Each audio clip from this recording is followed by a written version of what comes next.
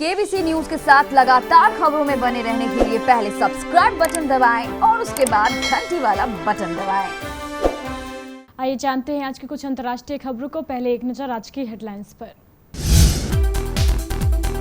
मौसम विभाग के बुलेटिन में पीओके के गिलगिट बल्तिस्तान और मुजफ्फराबाद भी शामिल।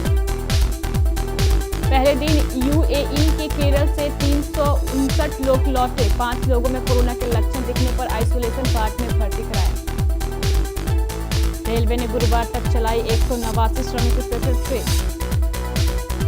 कोरोना के सामने सुपर पावर भी बेबस। अमेरिका में 24 घंटे में 2448 की मौत।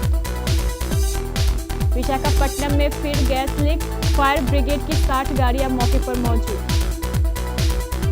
एम्स डायरेक्टर बोले जून में सबसे ज्यादा होंगे कोरोना के मामले। पीएम योगी ने कहा एक बार फिर भारत की धरती से दुनिया तक पहुंचाएंगे भगवान बुद्ध के संदेश।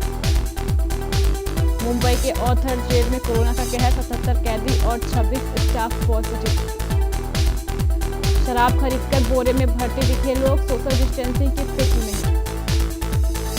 बिहार में अब तक कोरोना से हुई 5 की मौत। संक्रमितों की संख्या बढ़कर 550 हुई। सप्ताह में कारोबार के चौथे दिन बाजार में रही गिरावट। थ्रोबैक फोटो शेयर कर करीना ने चाचा ऋषि कपूर को किया याद।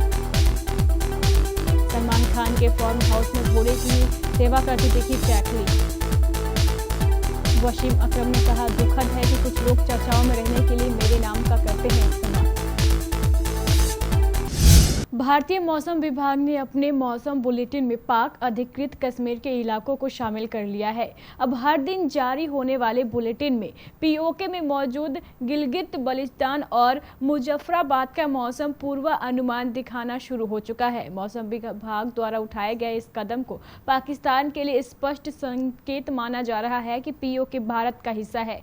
ये कदम खास तौर पर तब बेहद अहम माना जा रहा है जब पाकिस्तान के सुप्रीम कोर्ट ने गिलगिट और बल्तिस्तान में इसी हफ्ते चुनाव की घोषणा की है। भारत सरकार ने पाकिस्तान के इस कदम का विरोध करते हुए साफ किया है कि पाकिस्तान के संसाधनों को जबरन कब्जा किए जाने पर संस्थाओं पर कोई अधिकार नहीं है।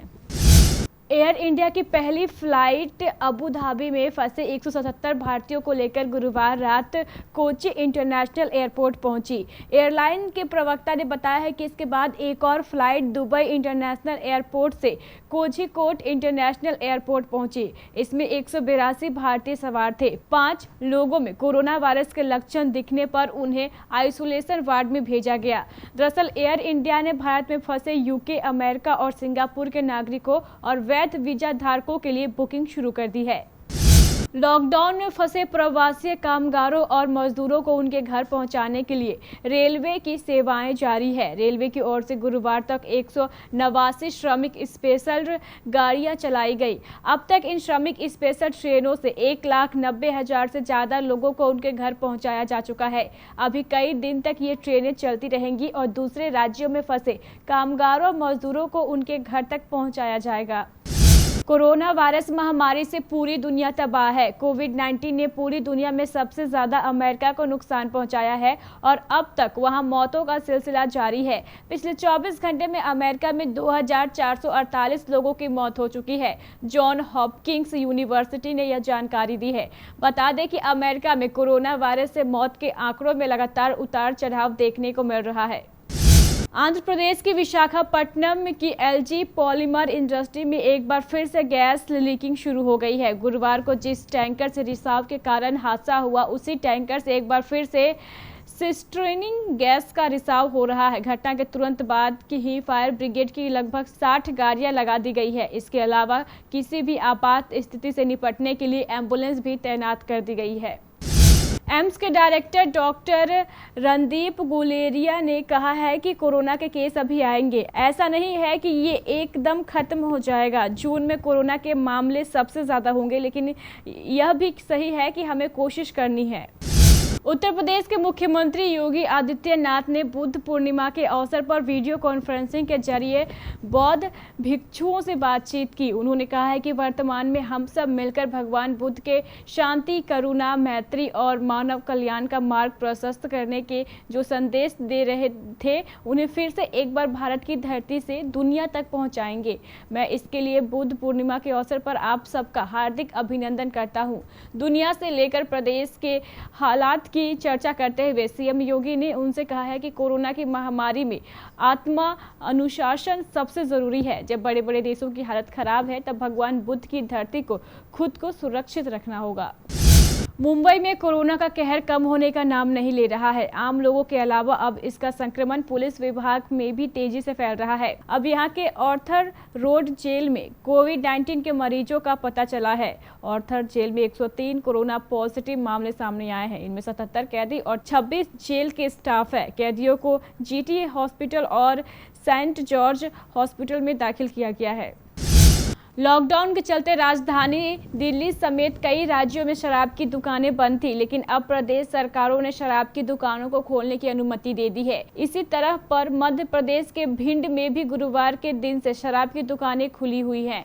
इसके बाद जिस तरह से नज़ारे देखने को मिल रहे हैं वो काफ़ी चौंकाने वाले हैं और काफ़ी हद तक गंभीर और हास्यास्पद भी हैं। मध्य प्रदेश के भिंड में कई लोग शराब की दुकानों पर सोशल डिस्टेंसिंग का उल्लंघन करके शराब खरीदते नजर आए, तो कहीं शराब की दुकानों के सामने कई किलोमीटर लंबी कतारें देखने को मिली। कई लोग तो सुबह से ही कतार में लगकर दुकान खुलने का इंतजार कर रहे थे। शराब खरीदने के दौरान सोशल डिस्टेंसिंग के लिए बनाए गए गोले खाली पड़े रहे और लोग भीड़ लगाकर शराब खरीदते रहे। किसी ने सोशल डिस्टेंसिंग के लिए बनाए गए गोले पर ध्यान तक नहीं दिया। इस बीच एक और मजेदार नज़ारा देखने को मिला, जहां कुछ लोग बोरे में शराब भरकर ले गए।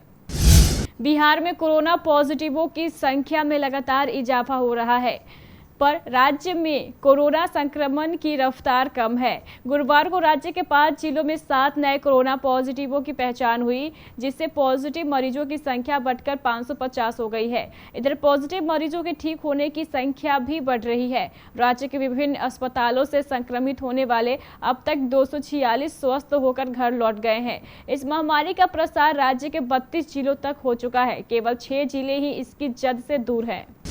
कल गुरुवार को कारोबार के चौथे दिन बाजार गिरावट के साथ बंद हुआ। सुबह सेंसेक्स 8.06 अंक नीचे और निफ्टी 36.85 पॉइंट नीचे खुला। हालांकि ट्रेडिंग के 15 मिनट में ही सेंसेक्स 322.88 अंक तक लुढ़क गया।